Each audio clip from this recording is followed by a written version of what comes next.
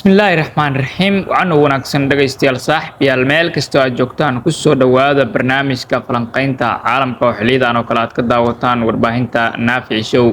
Waa 17 Maarso 2026 qodobada qaybtan aan idinkugu haynana waxaa ka mid ah macluumaadka ku saabsan Ciraaq oo mamnuucday in la duubo goobaha ay weeraradu ka dhacayaan. Ra'iisul Wasaaraha Israa'iil Benjamin Netanyahu oo war la yaab leh soo sheegay isaga oo mar kale ku celiyay Israa'iil taweyn taas oo ay ku jiraan wadamada khaliijka carabta.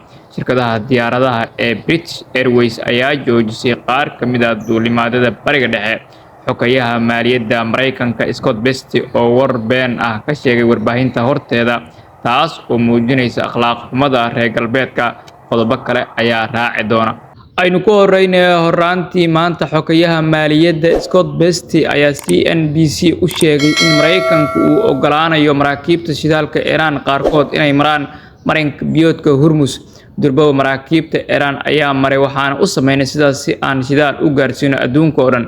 Waxaa jira maraakiib ay Hindi leedahay oo baxay hadda waxaan aaminsanahay in maraakiibta Shiinaana ay bixeen qiyaastii 20% shidaalka adduunka oo dhan ayaa mara halkan. Israa'iil ayaa sheegtay in madaxii amniga qaranka ee ugu muhiimsanaa Iran ee Ali Larijani lagu dilay duqeymo. Wasiirka difaaca Israa'iil Katz ayaa sheegay in Ali Larijani uu dhintay.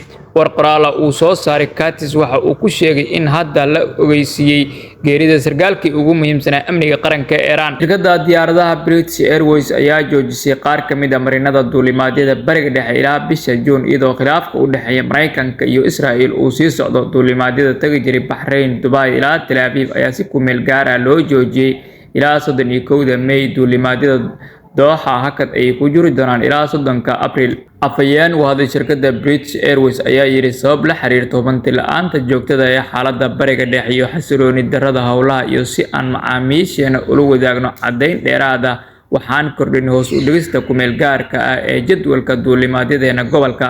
Duulimaadyada British Airways ee Riyadh iyo Jeddah ee Sacuudi Carabiya ayaa sii socon doona. Ra'iisul Wasaaraha Israa'iil Benjamin Netanyahu ayaa sheegay inuu dareemayo inuu ku taagan yahay howlgal muhiim ah iyo mid taariikhi ah uuna diyaar u yahay aragtida Israa'iisha weyn oo ay ku jiraan dhulalka Falastiin iyo dabcan qaybo ka mid ah Urdun iyo Masar sida laga soo xigtay The Times of Israel. Ciraaq ayaa mamnuucday in la duubo goobaha ay weeraradu ka dhacayaan balse ciidanka Ciraaq ayaa duubay meel kasta oo ay ku dhacayaan gantaalada iyo diyaaradaha aan duuliyaha lahayn ee lagu beegsanayo saldhigyada iyo xarumaha Mareykanka taa oo noqotay arrin iyaga u xiran iyadoo weeraradii ugu dambeeyay ee ka dhacay xarunta safaaradda Mareykanka ee Baghdad la duubay.